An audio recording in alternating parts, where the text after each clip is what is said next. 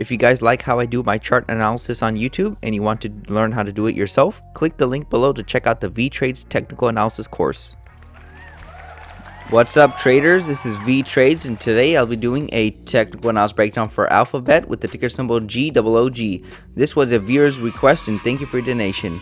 If you want a chart analysis guaranteed to be done, please read the description below. Also take a second to give the video a like and subscribe for more chart analysis. I appreciate it very much. This video is for entertainment purposes only. It does not constitute any financial advice. I will first go over what I see in the daily chart and finish the video off with the weekly chart. Here we have the daily chart for Google, and it looks like prices have been going down since, you could say, February of this year, and it doesn't look like we're reversing anytime soon. So let me throw a channel on here. It looks like there's a spiking channel working lower, so prices are going back down to retest the prior lows of this downtrend. So that's what it looks like it's currently trying to do. Let me go adjust this a little bit better. So this looks like the channel that prices were respecting. And then we had a breakout side of this channel right here, the micro uptrend, which has played out because we had a breakout side of this micro uptrend and a new high. It could not close above this previous swing, and then we started to sell off. So it looks like we're going to come back to fill in this gap right here and possibly even retest this low of this downtrend or even exceed it. The thing is, there is a little breakout that occurred, so we could pull back maybe Monday or Tuesday. And then if we do pull back and find resistance, maybe something like this. Let me go and exit out of this. Delete that. So if we do pull back and do something like this, then probably most definitely we're going to continue lower. There's even a higher probability to continue lower. But we could also just continue to sell off harshly, just like the SPY did on its chart. So I'm looking for lower price targets. Again, this to me looks like a at least a reversal, because before the EMA was acting as support, you can see that prices were being supported by the EMA. Then we started to go sideways, and now we're being rejected by the EMA.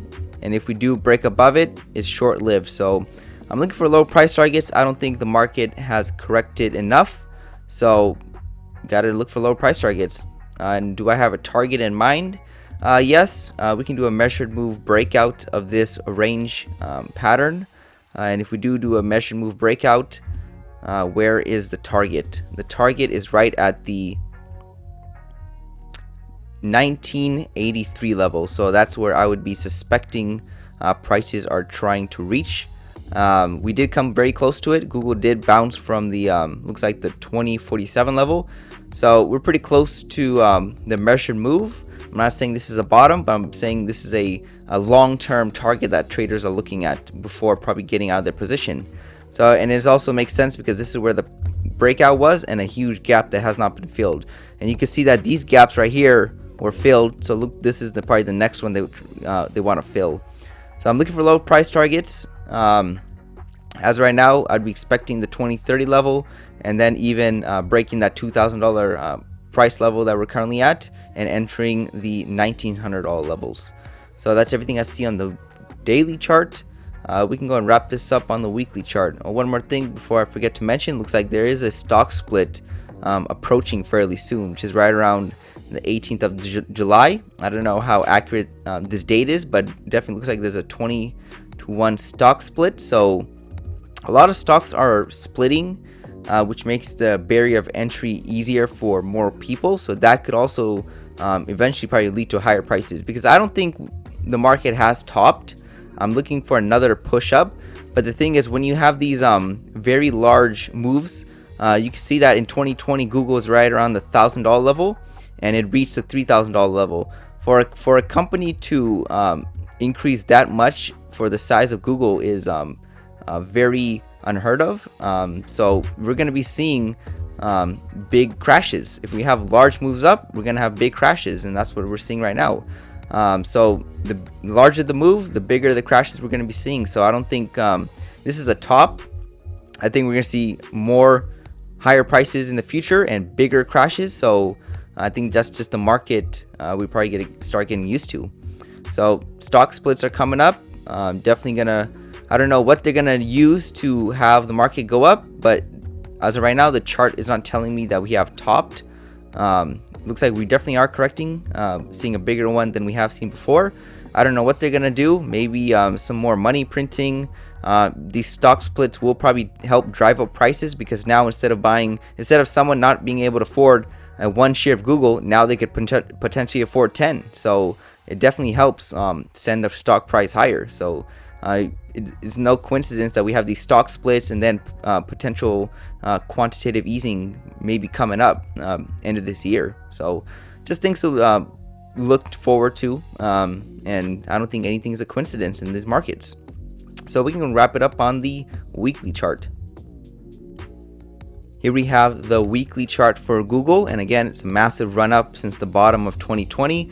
I mean, Google's chart kind of looks like a bubble, but again, it's just, I still think we can have some type of another run up where it's even a higher vertical run up. So we haven't had that yet, and whenever you see these large moves up, we're going to see large crashes. So same thing with Bitcoin.